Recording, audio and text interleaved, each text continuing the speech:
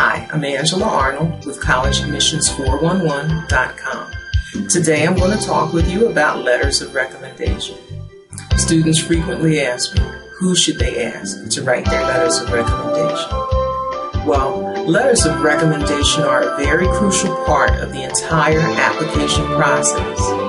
They are, or should be, intensely personal components of your application, and as such, they should be written by adults who have an in-depth knowledge of you as a person. They should fill out your application and provide information that's not available elsewhere, or go into detail about some specific aspect that you've mentioned in your essay or on your college application.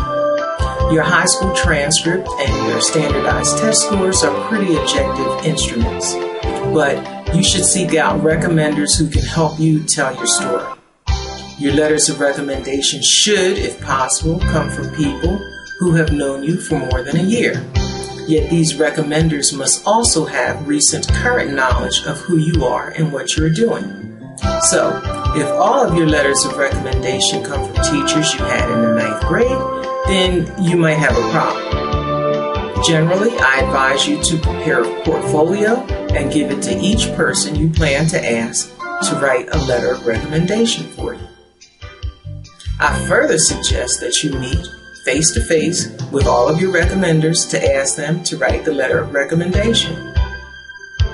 If you have not chatted with your recommender for a time, I suggest you sit down with him or her and update him or her on what you're doing, what you've been doing with your life. Give them a copy of your resume.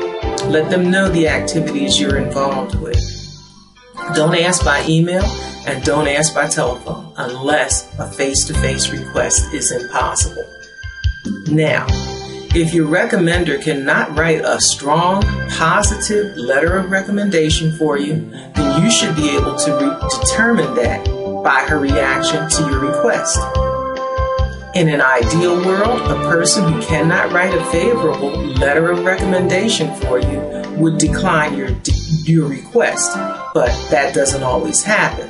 So, you have to be wise enough to only ask people who know and like you, and you should know that by your interactions with them.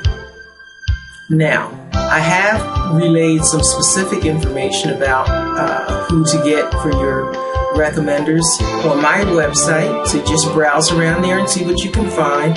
And I also will be supplying additional information on a regular basis about all topics related to college admissions, including your letters of recommendation. So you may want to sign up for my mailing list to get those updates.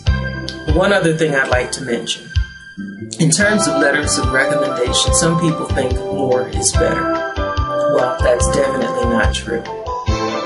I have heard of students who have sent in dozens of letters of recommendation. That's a big mistake. Usually people who send in excessive letters of recommendation are people who are trying to explain away faults, shortcomings in their background, their educational development. They're usually trying to offset something that they don't think is good enough. And that's how the college admissions officers view it. Now you have to realize that the college admissions officers have a reason for asking for the numbers of letters of recommendation that they do. They're going to be tremendously overworked during the college admissions process. Some of them even have to take on additional staff or faculty members or temporary employees to read those letters and on the entire application. So if they ask you to send in 2, that's the number that they think is going to be doable by them. It's a workable number.